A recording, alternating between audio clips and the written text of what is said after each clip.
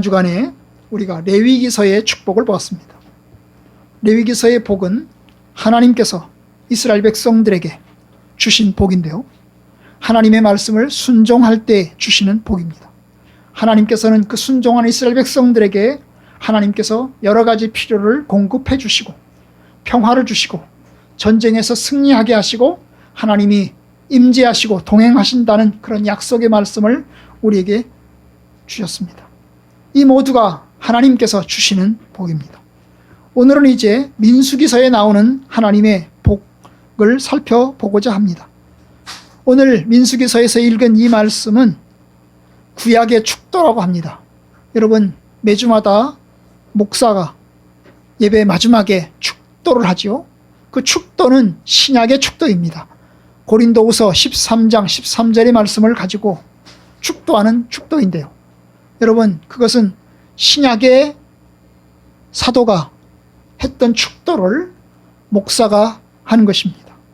그런데 이제 구약의 축도는 제사장의 축도입니다.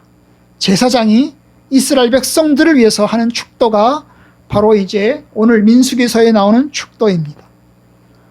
이것을 하나님께서 직접 이스라엘 백성들에게 하라고 명하셨고, 그래서 제사장들은 그 축도를 해왔던 것입니다.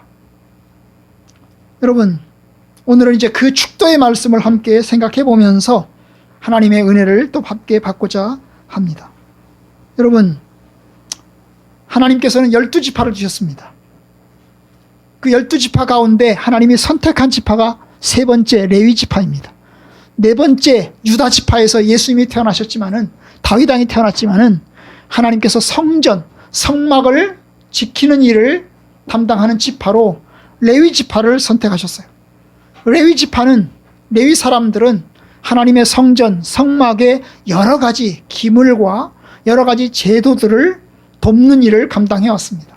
그런데 레위지파 중에서도 특별히 아론의 후손들이 제사장의 역할을 감당했어요. 원래 레위지파는 3명의 아들을 두었습니다. 게르손, 고핫, 무라리, 이렇게 3명의 아들을 두었는데요, 그 3명의 아들들 중에서 두 번째 아들인 이 고핫 자손에게서 아론 지파가 생겨났어요.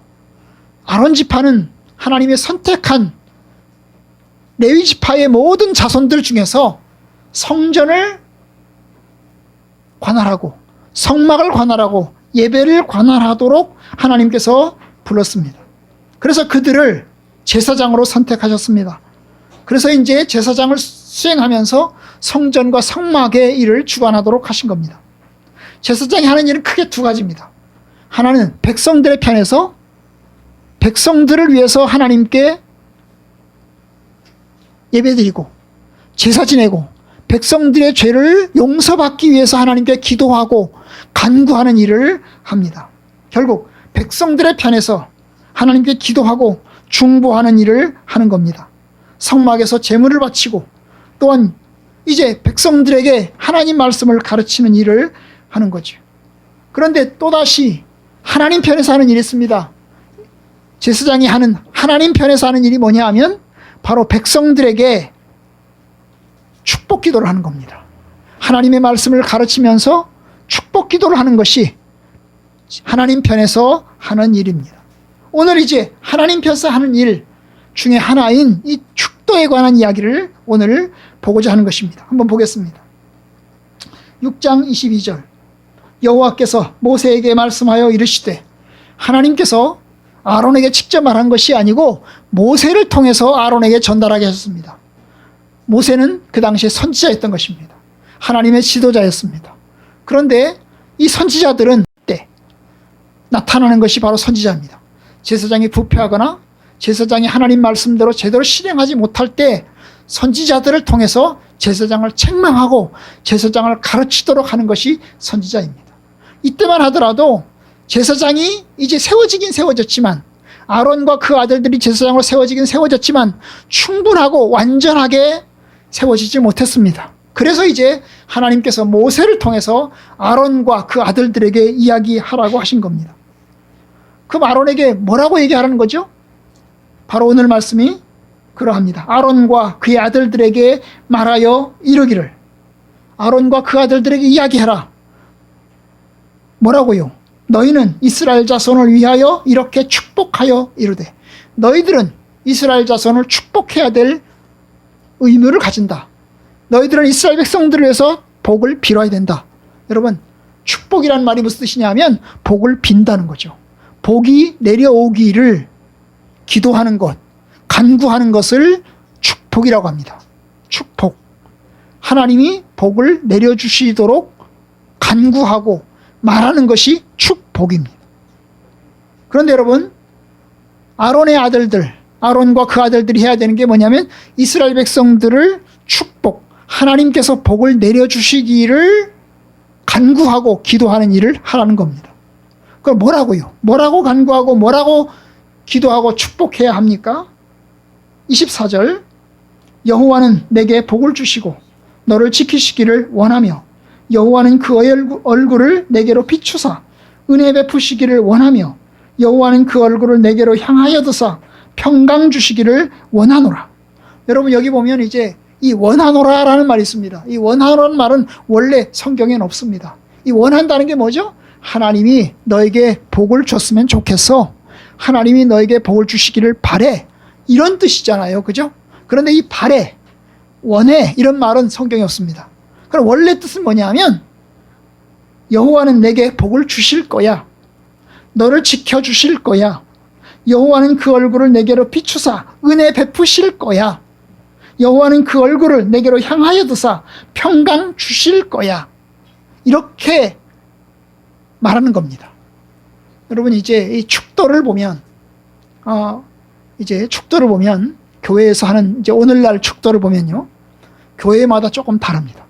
우리 교단 합동 측은 축도할 때 맨 마지막으로 어떻게 하는지 아십니까? 어떻게 하죠? 있을지어다 이렇게 합니다.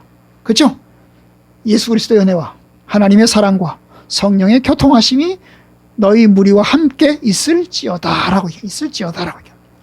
그런데 여러분, 우리 교단 말고 순복음 교단 혹은 통합측으로 가면 어떻게 하죠?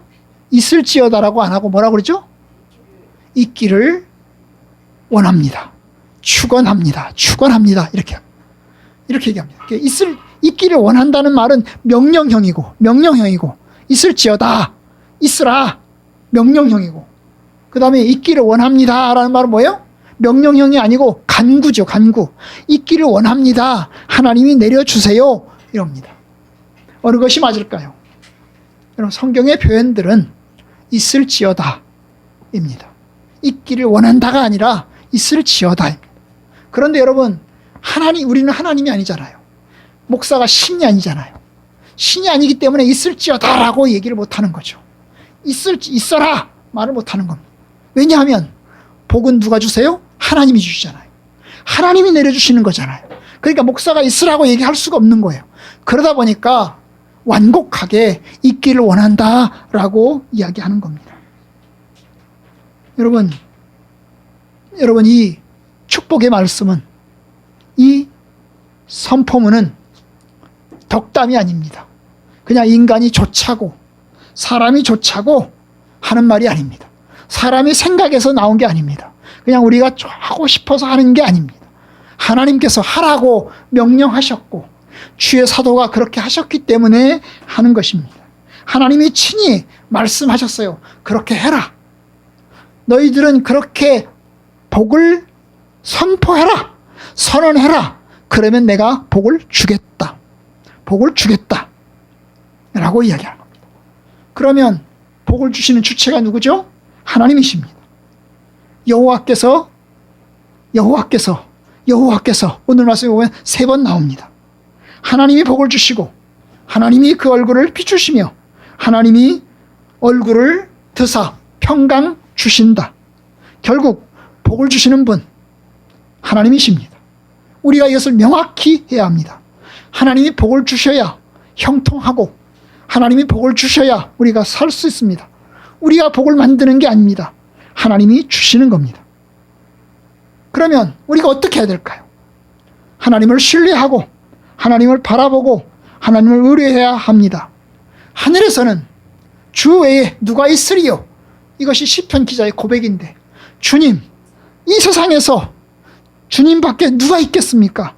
하늘에서는 주밖에 누가 있겠습니까? 하나님만이 우리가 의뢰하고 우리가 믿을 분이십니다. 하나님만이 우리에게 복을 주시는 분이십니다. 여러분, 맞습니다. 하나님만이 우리에게 복을 주십니다. 그런데 여러분, 하늘에는 하나님이 계시지만 우리는 어디 있어요? 땅에 있잖아요. 하늘과 땅은 엄청난 차이가 있습니다. 엄청난 거리가 있습니다.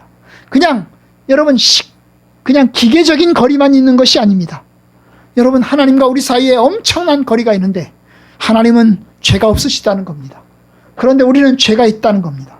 하나님은 죄가 없으신데 우리는 죄가 있으세요. 인간의 가장 큰 문제는 하나님과의 거리가 엄청나게 멀다는 겁니다. 그 죄가 하나님과 우리 사이의 거리를 엄청나게 멀게 만들어 놨습니다. 이사야서 59장 1절, 여호와의 손이 짧아 구원하지 못하심도 아니요 귀가 둔하여 듣지 못하심도 아니요 오직 너희 죄악이 너희와 너희 하나님 사이를 갈라 놓았고. 여러분, 우리 죄가 하나님과 우리 사이를 갈라 놓았다는 거예요. 엄청난 벽은, 엄청난 거리는 바로 죄 때문에 일어난 것입니다. 그러니까 그 죄가 우리의 가장 큰 문제인 것입니다. 그냥 땅에 사는 게 문제가 아니라 죄가 우리의 문제입니다. 그 하나님을 떠나서 우상숭배하고 하나님이 원치 않는 일을 하면서 살아가기 때문에 여러분, 하나님과 거리가 생겼던 것입니다. 그러니 여러분, 이 죄의 문제를 해결해야 합니다. 하나님의 용서를 받아야 합니다. 우리가 할 수 있는 일은 아무것도 없습니다. 하나님께 긍휼을 구하는 것이고 하나님께서 우리를 긍휼히 여기시는 겁니다. 그런데 여러분, 그 길을, 하나님이 긍휼히 여기시는 길을 누가 이루시냐? 예수님께서 하셨습니다. 예수님이 사람으로 오셔서 우리를 위해서 십자가에 죽으셨고 우리를 저주에서 구원해 주셨습니다. 갈라디아 3장, 그리스도께서 우리를 위하여 저주를 받은 바 되사 율법의 저주에서 우리를 속량하셨으니, 여러분, 예수님께서 우리를 위해서 저주를 받으셨다는 거예요. 십자가에 죽으신 것은 우리를 대신한 저주입니다. 우리가 받아야 할 저주를 주님이 대신 받으신 겁니다. 그래서 이제 예수님 때문에 하나님과 우리 사이에 그 먼 거리가 다시금 가까워지게 됐습니다. 예수님 때문에 이제 더 이상 하나님과 우리 사이가 원수 사이가 아니고 하나님과 우리 사이가 더 멀고 먼 사이가 아니라 이제 가까운 관계가 되었던 것입니다. 그래서 말합니다. 그리스도 안에서 하늘에 속한 신령한 복을 우리에게 주시되, 예수님 때문에 예수님 안에서 하나님의 복이, 신령한 복이 우리에게 내려오게 됐어요. 결국 예수님이 우리의 생명의 주님이시고 복의 근원이 되시는 것입니다. 결국 우리가 예수님 때문에 다시금 하나님의 복을 받게 되었습니다. 오늘 말씀에서 하나님의 복이 뭡니까? 크게 세 가지를 이야기합니다. 첫째, 하나님의 지키심. 둘째, 은혜 베푸심. 세 번째, 평강 주심. 하나님께서 지키심이 뭘까요? 하나님이 돌봐 주신다는 겁니다. 보호해 주신다는 겁니다. 여러 가지 환난과 어려움 속에서 하나님께서 지켜주십니다. 이스라엘 백성들이 광야 40년을 보냈습니다. 그 40년 동안 수많은 어려움과 위험을 만났습니다. 홍해를 만났고, 그 다음 물이 없었고, 먹을 음식조차 없었습니다. 낮에는 더웠고 밤에는 추웠습니다. 그리고 수많은 짐승들이 들끓고 있었습니다. 그런데 하나님께서 그런 속에서 지켜주셨습니다. 하나님이 보호해 주신 겁니다. 바로 그것이 첫 번째 복입니다. 마치 우리가 우리 미래를 몰라요. 우리 무슨 일이 날지 우리는 알 수가 없습니다. 오늘은 평안하지만 내일은 환난이 닥칠 수도 있습니다. 전혀 예상할 수가 없습니다.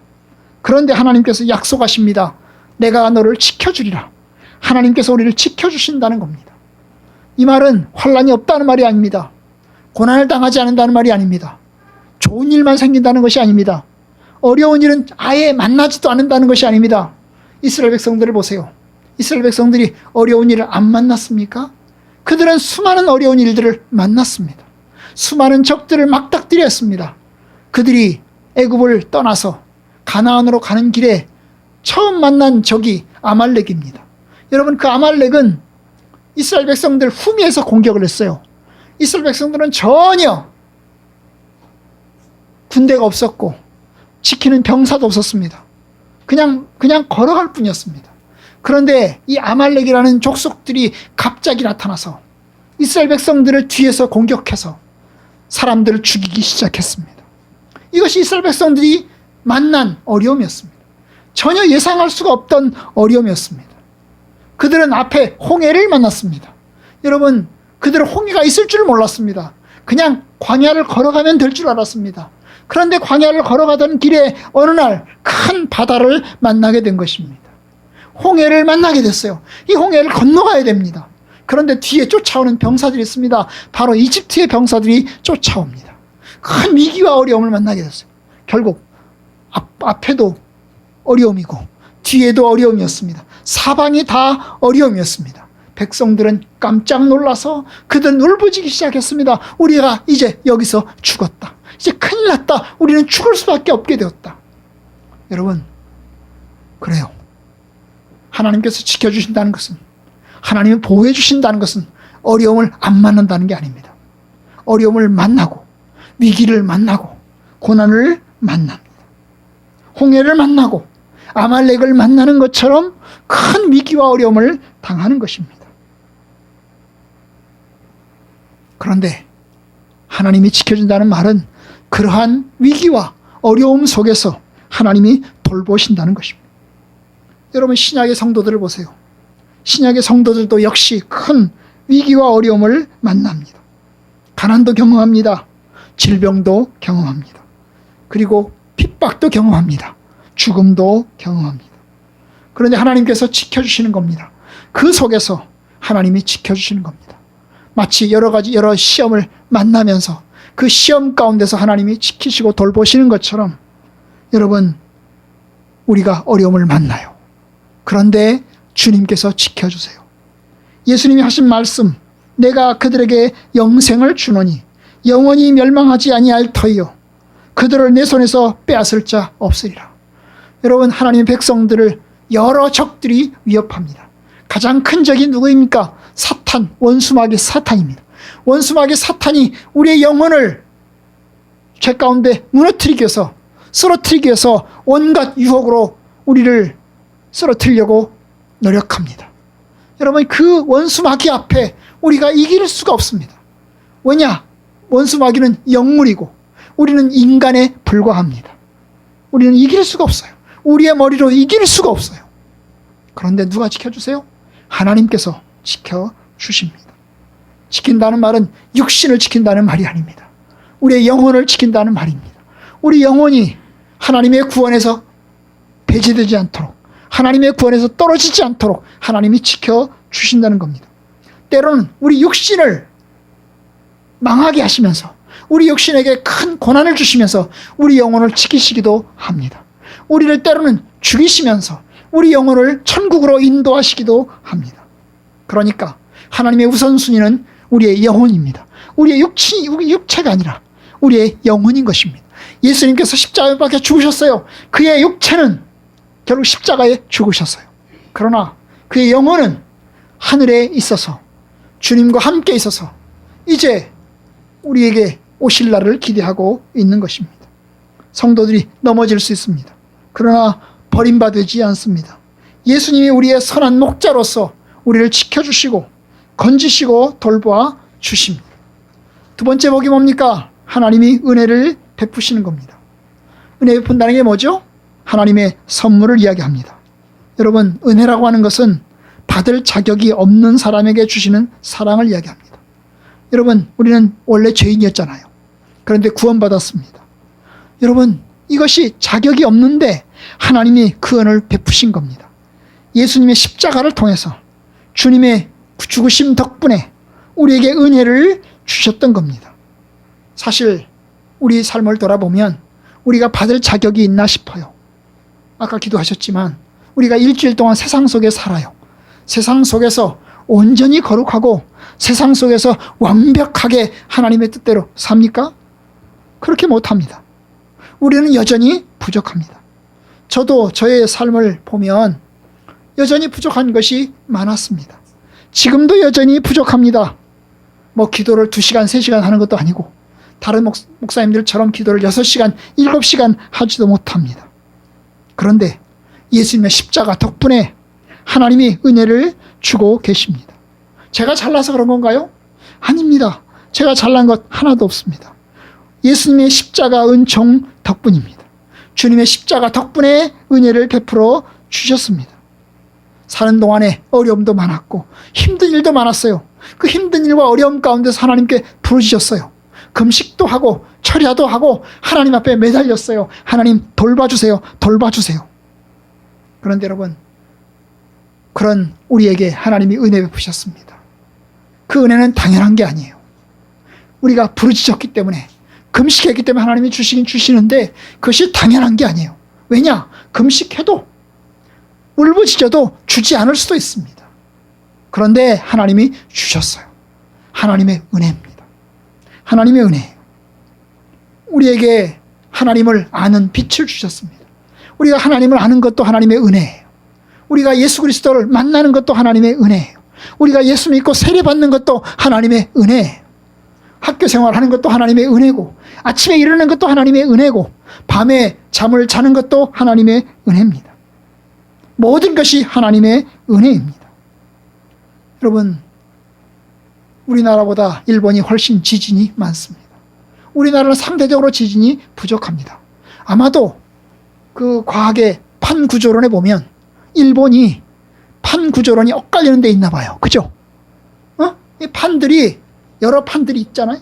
또 지구가 동그랗지 않습니까? 동그란데 여러 판들이 있는 거예요. 판들이 이렇게 있고 이렇게 있고 이렇게 있고 이렇게 있어서 동그랗게 되는 것인데요. 여러분, 아마도 일본이 그 판에 판과 판이 만나는 그쯤 있나 봐요. 그렇죠? 우리는 중간에 있는 것 같고, 그러다 보니까 우리는 상대적으로 지진이 적은 겁니다. 그렇죠? 어떻게 살다 보니까 우리가 태어나다 보니까 대한민국에서 태어났어요. 지금 이 세상에 태어났단 말이죠. 그런 생각을 해봅니다. 만약에 우리가 지금부터 50년 전에, 60년 전에 우리가 태어났더라면 우리는 6.25를 만나서 피난 가고 있었을 겁니다. 그렇죠? 예, 그럴 겁니다. 아마도 그 당시에 먹을 것이 없어서 굶주리면서 쓰레기통을 뒤지고 있을 겁니다. 그것이 우리의 현실이었습니다. 과거 우리 조상들의 현실이었습니다. 여러분, 그 모든 것이 하나님의 은혜예요. 아멘? 아멘. 그래서 하나님께서 우리에게 은혜를 주신 겁니다. 비참한 암흑 속에 있는 사람들에게 하나님이 은혜를 베풀어 주셨습니다. 제가 미얀마 학생들에게 강의를 하면서 참 우리 여기가 살고 있다는 게 은혜라는 생각을 합니다. 참 답답합니다. 그 학생들을 보면서 그들이 어떻게 미래를 헤쳐나갈 건가? 지금도 내란 중에 있는데, 그래서 많은 성도들이 핍박을 당하고 있는데, 특별히 기독교인들이 엄청나게 핍박을 많이 받고 있다고 그래요. 그 핍박받는 중에서 예수 믿고, 핍박받는 중에 신학교 가고, 핍박받는 중에 목사가 되겠다고 지금 그러는 겁니다. 여러분, 맞습니다. 저와 여러분들은 많은 은혜를 받았습니다. 하나님께 감사해야 될 줄로 믿습니다. 예수 그리스도의 얼굴에 있는 하나님의 영광을 우리가 보게 되었습니다. 예수님을 통해서 나타난 그 하나님의 영광을 예수님을 통해서 보게 되었습니다. 우리가 예수를 만났고, 예수님을 알게 되었고, 예수님의 십자가의 죽으심을 알게 되었고, 주님의 구원을 알게 되었습니다. 그래서 우리가 하나님의 자녀가 되었고, 하나님의 은혜를 받았습니다. 이것이 하나님의 은혜입니다. 세 번째가 평강의 복입니다. 여호와는 그 얼굴을 내게로 향하여 두사 평강 주실 것이다. 하나님이 너에게 평강을 주실 것이다. 여러분, 그 평강은 잘 먹고 잘 사는 거죠. 전쟁이 없고 싸움이 없고 마음으로도 평안한 것입니다. 그런데 여러분, 가장 큰 평강은 하나님과 우리 사이의 화목입니다. 하나님과 우리 사이의 평강입니다. 하나님과 우리 사이에 평강이 있어야 됩니다. 잘 먹고 잘 살아도 하나님과의 평강이 없으면 결국 하나님의 심판밖에 받을 것이 없습니다. 세상에서 건강하게 살고 부자로 살고 성공하고 살아도 하나님과 원수되어 있다면, 하나님과 화목되지 못한다면 마지막 운명은 지옥의 심판, 하나님의 심판밖에 받을 것이 없습니다. 하나님과의 화목, 하나님과의 샬롬이 가장 큽니다. 여러분, 여러분들이 하나님과 화목하셨습니까? 여러분과 샬롬, 하나님과 샬롬을 느끼고 계십니까? 그런 사람들 되기를 바랍니다. 하나님과 샬롬이 있고, 두 번째가 나 자신과의 샬롬입니다. 나 자신과의 평안입니다. 여러분, 나 자신과의 평안, 그것이 두 번째입니다. 사람들이 다 힘들다고 자살하지 않아요. 어떤 사람 힘들면 자살합니다. 그런데 어떤 사람은 힘들어도 꿋꿋하게 일어섭니다. 어떻게 일어섭니까? 나 자신이 건강하기 때문입니다. 나 자신의 자아가 건강하기 때문입니다. 어떤 사람이 건강합니까? 하나님이 내 안에 계셔, 하나님이 나와 함께 계신다, 그걸 믿는 사람들이 그래도 자아가 건강합니다. 죽고 싶지만, 정말 자살하고 싶지만 그래도 하나님이 나와 함께 계시는데 어떻게 내가 죽을 수 있겠어? 살아야지. 그리고 사는 겁니다. 여러분, 맞습니다. 주님께서 말씀하십니다. 내가 주는 평안은 세상에 주는 평안과 다르다. 너희가 내가 주는 기쁨은 세상에 주는 기쁨과 다르다. 나는 너에게 평안 주길 바란다. 나는 너에게 기쁨 주길 바란다. 그런데 내가 주는 평안은 세상이 주는 평안과 세상이 주는 기쁨과 다르다. 여러분, 세상이 주는 기쁨은 성공하면서 얻은 기쁨입니다. 세상에 주는 기쁨은 잘 나가면서 얻는 기쁨입니다. 세상에서 얻는 기쁨은 건강하기 때문에 얻는 기쁨입니다. 그러나 믿음의 성도들은 고난 가운데서도, 힘듦 가운데서도 기뻐하고 또한 평안을 누립니다. 하늘의 소망을 갖고 삽니다. 죽음 앞에서도 하나님께 자기 자신을 맡기고 의탁하며 주께 나아갑니다. 여러분, 우리는 하나님과 원수되었습니다. 하나님과 벽이 생겨서, 하나님은 하늘에 계시고 우리는 땅에 있어서 엄청난 거리가 있었습니다. 그렇기 때문에 샬롬이 없었고 평강이 없었습니다. 오직 세상에 주는 평안은 잠깐뿐이었습니다. 오직 하나님의 심판밖에는 우리에게 준 것이 없었습니다. 그런데 예수님의 십자가로 우리에게 평안 주셨고 하늘의 소망을 주셨습니다. 그러니 사도 바울이 감옥에서도 하나님을 찬양하고 믿음의 성도들이 순교를 앞두고서도 하나님을 경배하고 신뢰하였던 것입니다. 여러분, 우리의 평안은 돈이나 상황으로 얻는 평안이 아닙니다. 하나님으로 얻는 평안입니다. 여러분들에게도 하나님 때문에 얻는 평안이 있기를 바랍니다. 하나님 때문에 여러분에게 하나님께서 평안 주시기를 바랍니다. 모세는 한마디를 덧붙입니다. 마지막 구절에 보시면 그들은 이렇게 내 이름으로 이스라엘 자손에게 축복할지니 내가 그들에게 복을 주리라. 여러분, 제사장들은 이스라엘 백성들을 축복하는 일을 합니다. 하나님께서 여러분들에게 축복하실 것입니다. 하나님께서 여러분을 평안 주실 것입니다. 하나님께서 여러분을 지켜주실 것입니다. 그렇게 제사장은 복을 선포합니다. 그런데 그 복은 누가 주세요? 하나님이 주십니다. 제사장이 하는 일은 선포하는 일입니다. 그런데 실제로 주시는 분은 누구세요? 하나님이 주시는 겁니다. 제사장이 복을 실제로 주는 게 아니고 제사장은 복을 선언하고 그리고 또한 실제로 주시는 것은 하나님이 주시는 겁니다. 그런데 제사장들은 누구 이름으로 선언하죠? 바로 하나님의 이름으로 선언합니다. 27절, 이같이 내 이름으로 축복할지니, 하나님의 이름을 걸고 하나님의 명예를 걸고 하나님 앞에서 하나님의 복을 선언하고 축복하는 것입니다. 여러분, 그래요. 제사장은 하나님의 사람입니다. 그래서 하나님의 이름으로 선언합니다.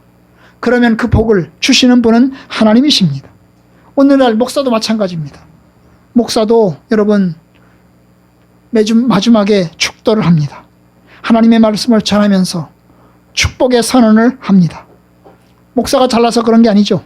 목사가 주는 게 아닙니다. 목사도 여러분과 똑같은 사람입니다. 저도 여러분들처럼 연약하고 부족한 사람입니다. 그런데 하나님께서 주의 교회에 목사를 세우셨습니다. 어떤 사람은 사도로, 어떤 사람은 복음 전하는 자로, 어떤 사람은 목사와 교사로 세우셨으니 하신 말씀처럼 하나님이 목사를 세우셨습니다. 목사는 하나님의 말씀의 권위를 가지고 하나님 말씀을 가르치고 그들에게 복을 선언합니다. 그러면 하나님께서 그 복을 주십니다. 여러분, 송창국이라는 인간이 여러분에게 복을 주는 것이 아닙니다. 송창국이라는 인간은 연약한 인간입니다. 부족한 인간입니다. 그런데 예수님의 가르침에 근거해서, 주의 말씀에 근거해서 이제 복을 선언합니다. 그러면 주님께서 여러분들에게 축복합니다. 그런데 여러분, 하나님께서 어떤 사람에게 복을 주시나요? 여러분들에게 복을 선언했습니다. 여러분들에게 복이 있기를 원합니다. 여러분이 복을 받으십시오. 복을 받는 사람이 되십시오. 그런데 여러분, 어떤 사람에게 하나님이 복을 주십니까? 제멋대로 살고 방탕하게 사는 사람에게 하나님이 복을 주시는가요? 그렇지 않죠. 하나님께서는 하나님의 말씀대로 사는 사람에게 복을 주십니다. 복을 선포한다고 해서 그대로 모든 사람이 복을 받는 것이 아닙니다. 하나님을 떠나고 범죄를 하고 하나님의 말씀대로 살지 않는 사람들에게는 하나님께서 복을 주시지 않습니다.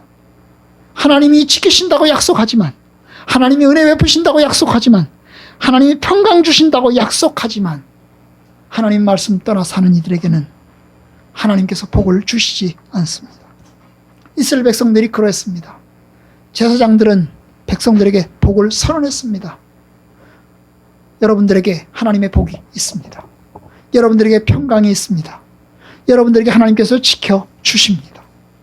그런데 여러분, 이스라엘 백성들이 우상 숭배하고 하나님을 떠나 살 때는 하나님께서 지켜주심을 회수하셨습니다. 하나님이 평강 주시지 않았습니다. 오히려 그들은 불화했고, 그들은 어려움을 당했고, 그들은 바벨론 포로로 잡혀가는 일도 경험했습니다. 그러니까 여러분, 복을 받을 만한 삶을 살아야 합니다. 하나님이 복을 주시겠다고 약속했으면, 네, 알겠습니다. 우리가 하나님의 그 복을 받겠습니다. 우리가 복을 귀하게 여기겠습니다. 그리고 복의 말씀을 따라서 살겠습니다. 그렇게 사셔야 하는 것입니다. 성경은 말합니다. 그 집안이 이에 합당하면 너희가 빈 평안이 거기 임할 것이요. 그 집이 그 복을 받기 합당하면 그 평안이, 그 복이 임할 것이다. 그러니까 여러분, 여러분들이 하나님의 말씀 따라 살기를 바랍니다. 믿음으로 살기를 바랍니다. 하나님을 신뢰하며 살기를 바랍니다. 그럴 때 그 복이 유효합니다. 그 복이 여러분들에게 유효하게 임하는 것입니다. 불순종하는 사람들에게는 오히려 축복이 유익이 되지 못하고 오히려 그것이 어려움으로 작용하게 됩니다. 복을 주신 하나님, 제사장이 그 복을 선포합니다. 기도합니다. 복을 받을 자는 하나님 안에 있는 자요, 하나님의 자녀들이고 주의 성도들입니다. 우리는 그리스도 안에서 하나님의 복을 받습니다. 하나님께서 우리를 지켜주시고 우리에게 은혜 베푸시며 우리에게 평강 베푸실 것입니다. 우리는 복을 받는 사람들이 되어야 합니다. 복을 받기에 합당하게, 그 합당함에서 벗어나는 사람들이 없기를 바랍니다. 나는 내 자녀들이 진리 안에 생한다함을 듣는 것보다 더 기쁜 일이 없도다. 저는 성도들이 하나님의 말씀대로 사는 것을 듣기를 원합니다. 하나님께서 저와 같은 마음일 것입니다. 하나님께서 저와 같은 마음으로 주의 성도들이 하나님 말씀대로 살고 하나님 안에서 복이 다 임하는 삶을 살기를 바랄 것입니다. 여러분들도 그 복에서 한 사람도 배제되는 일 없기를 바랍니다. 하나님의 은혜와 평강이, 지키심이 여러분들과 함께 있기를 주님의 이름으로 축복합니다.